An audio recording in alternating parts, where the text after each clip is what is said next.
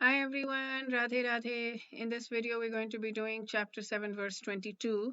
And this one confused me a little bit. It's a simple verse, it's a continuation of the previous verse. Obviously, everything is a continuation. But okay, let's sing the verse together and I'll explain what I mean. Sataya Shraddhaya Yuktas Tasyaradhanamihate Labhate cha tatah kaman mayaiva vihitan hitan. Another poetic verse.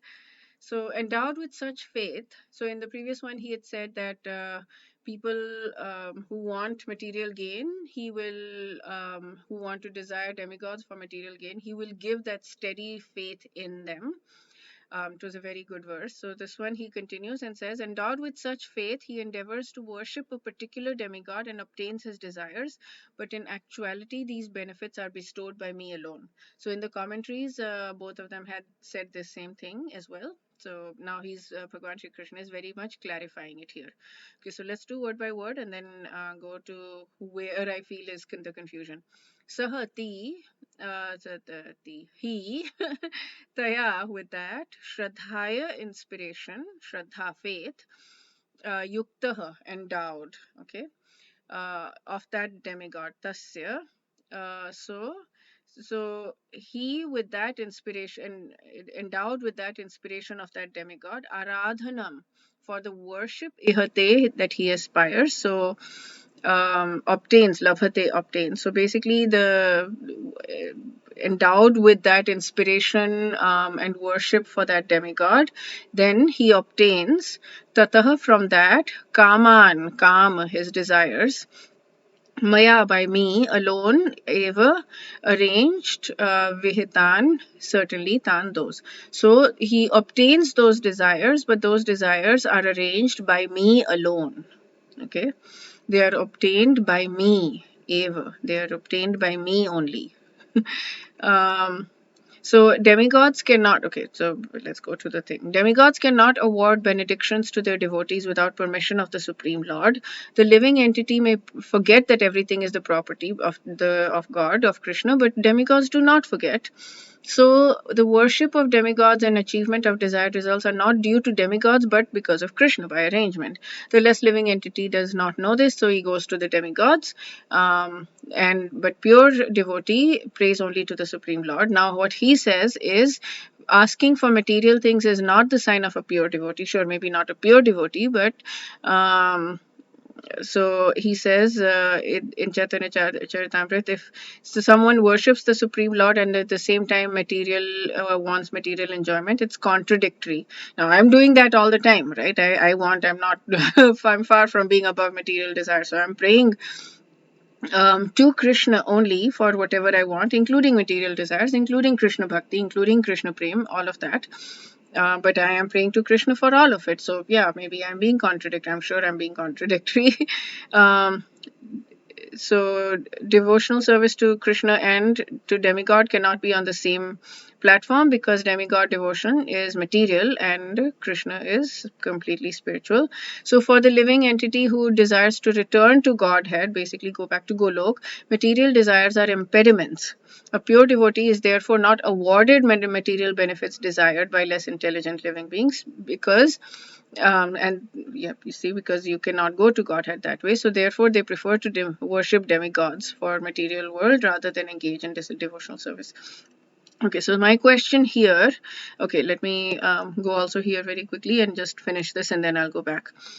So Sri Krishna reiterates that so gods do not have the capacity to fulfill the material desires.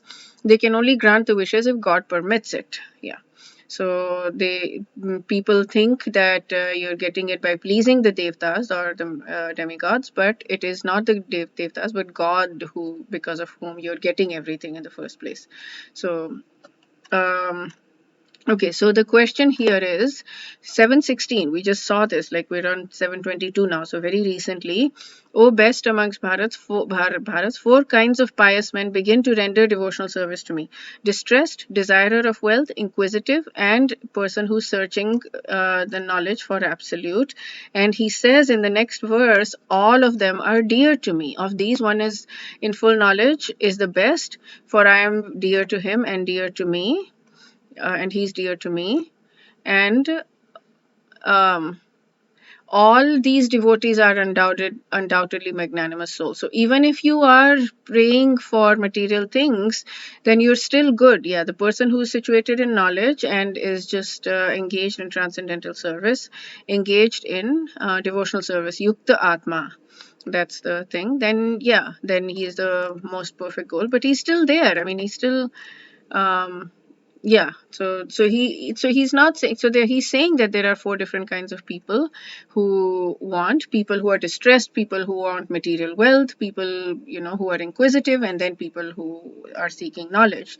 But all of them, he's saying, are dear to me. Like, he's not saying, he's not discarding them.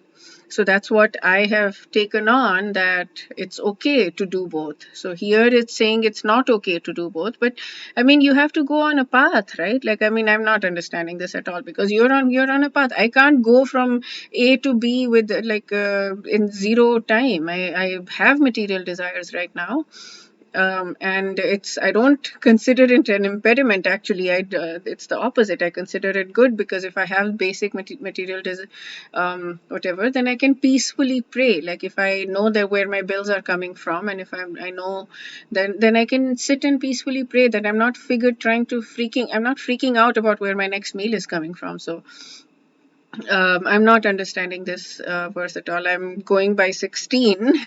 This thing seems to be too advanced, basically. I'm going by 16 for people who are at a normal place right now, normal platform, that it's okay. So, what I'm getting from this is that if we want material desires also, um, my understanding is that we should ask for Krishna directly, instead of going to the demigods and doing bhakti to the demigods and doing yajnas to the demigods. We should just simply not follow the path of those Vedas, but follow the path of this Bhagavad Gita, and surrender to Krishna and ask him for material or to take away the distress, or to give us material benefits. We should ask Krishna directly, and because Krishna is the one giving anyways, and so we will develop bhakti, but we will develop bhakti for Krishna, and slowly but surely we will overcome our material desires, and all these material impediments, basically.